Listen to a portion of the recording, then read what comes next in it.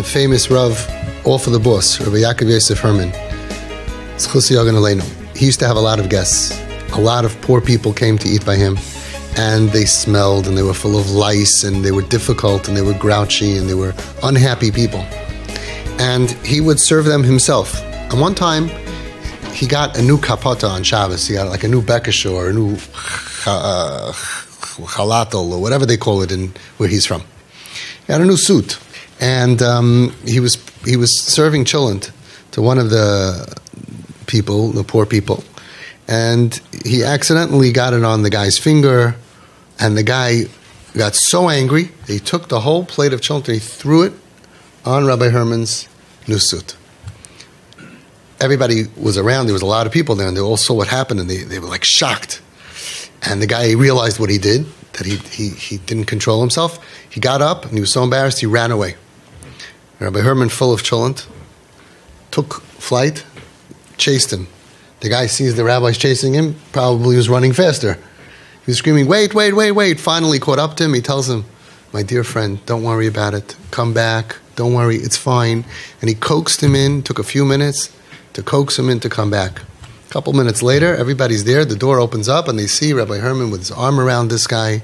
And he said, come, my friend, sit down. Don't worry, I'm going to give you another plate. Let's give him another plate. And everybody was like shocked. You know, and on Shabbos, he couldn't even clean the chillent. He had to, you know. And it was the whole scene and the whole action, bad behavior. And his grandson asked him, Zaidi, Ad Khan, so much you could do. How could you do this? How do you have so much savlanut? How do you have so much patience? Rabbi Herman said, when you have rachmanos, you don't need savlanus. When you have in English, when you have rachmanut, you don't need savlanut. When you have mercy, you don't need to come on to the midah of patience. He felt so bad for the guy. So that's what we're doing. They behave crazy because they're in tremendous pain. They say things that if you show the video to anybody, they would throw the book at them. They're over all the Aseres Adibros bevasachas. They curse you with Shem Malchus, F you, C-K, the whole whatever they say, and they're totally chutzpah, they're out of control, and you become godly, and you realize this is pain. This is pain. You say, I'm so sorry.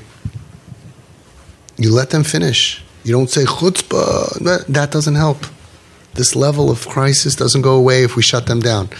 The only thing worse than a kid cursing you is a kid who feels that way and can't express themselves, and they're in their room and they end up hurting themselves or hurting other people or letting other people hurt them, which is the other option. In order to get to the place that they will not need to do this anymore and you will be connected to them, you need to let the vomit come out. You need to let the pus come out.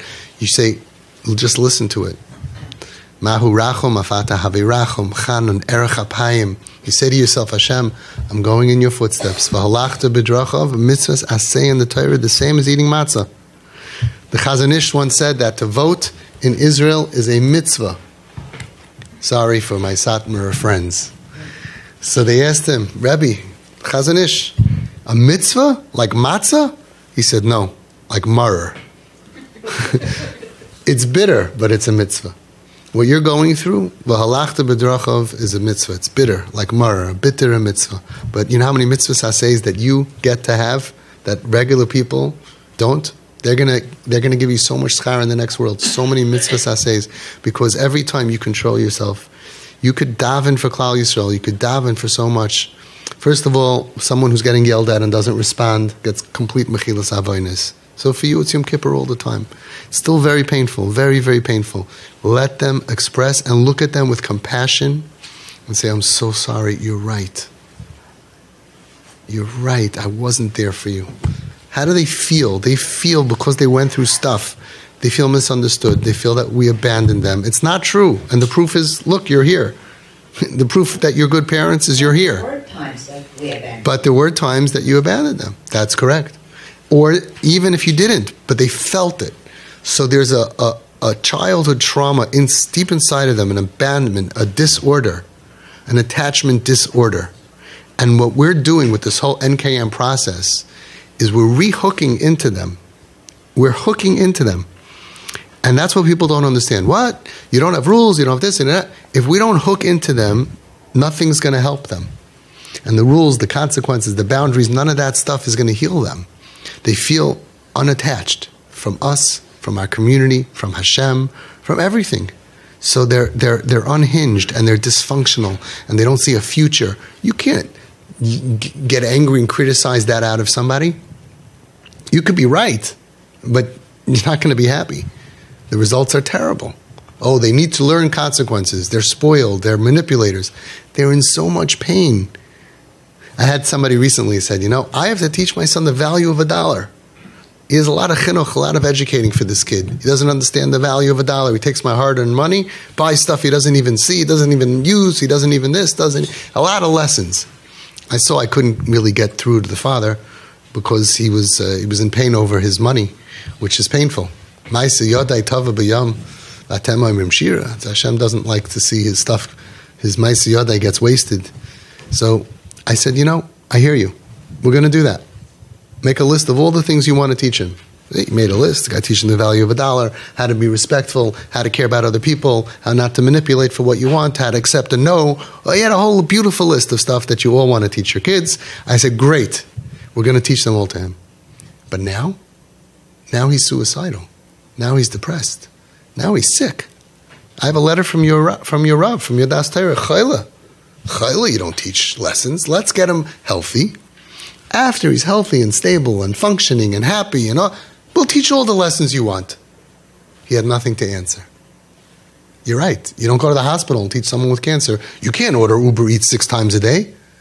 No, they're sick. You tell them whatever you need. Let's get them healthy. Once they're healthy, the surprise is you're not going to have to teach them because they know everything. They're just going through such darkness. That's what they're doing. And what do you say? What's the antidote to chayshech and bilbul adas and messed upness? Is that a word?